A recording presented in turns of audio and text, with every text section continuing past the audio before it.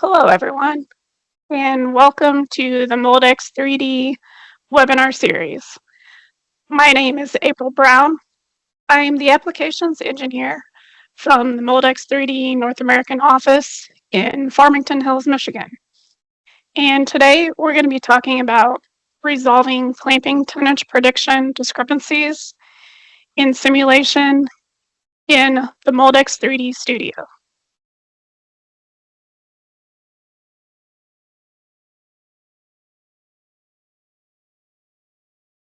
All right, so today's outline, I'll be talking about what clamp tonnage is and interpreting a clamp tonnage in simulation, clamp tonnage versus sprue pressure, evaluating pressure discrepancies, and how do we fix them.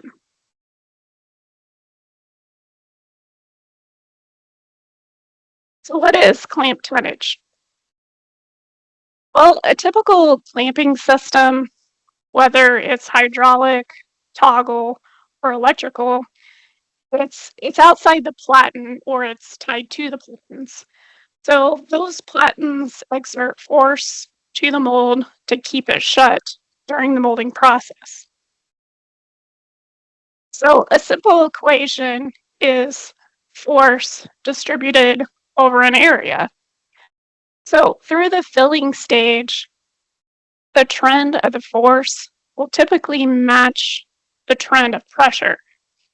And because these two trends match, a lot of the time discrepancies in the clamping tonnage can be diagnosed through the sprue pressure.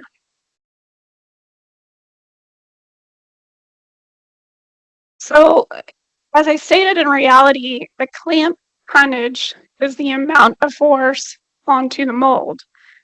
But in simulation, we actually go the other way.